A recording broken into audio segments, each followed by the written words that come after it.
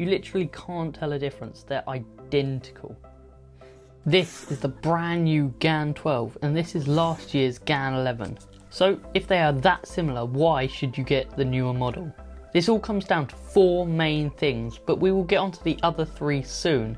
But the first is the ease of use. The new GAN 12 requires one singular tool to set up, whereas the GAN 11 requires all of this to set up, which just makes the GAN 12 so much easier. Next up is lack of choice. The GAN 11 had 4 different choices as well as the GAN 11M Duo. The GAN 12 only has 3, meaning if you wanted a UV coated GAN 12 then good luck because there aren't any. Next we have the way too similar designs on both of these cubes. Take a look at the piece design of both of these cubes. Yes, the GAN 12 has slightly longer magnets, but apart from that, you wouldn't be able to tell these apart. And look at the edge pieces. You literally can't tell a difference, they're identical. So this brings us on to the performance of both cubes. The GAN 12 has a fast but rigid turning style, which allows you to push the cube to its limits during the final stages of the solve.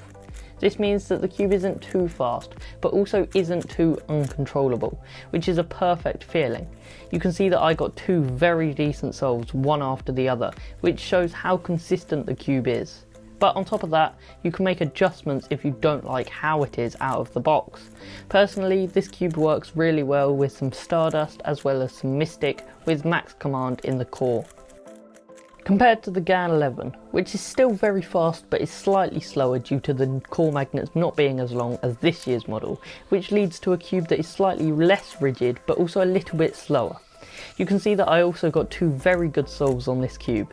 Again, you have the freedom to make tons of adjustments to this cube. I think that it works really well with some weight 5 in the core and the tracks, as well as Mystic on the pieces. Now onto my final opinion.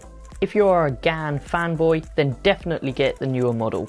But if you already have the GAN 11, then this year's model isn't that much of an upgrade.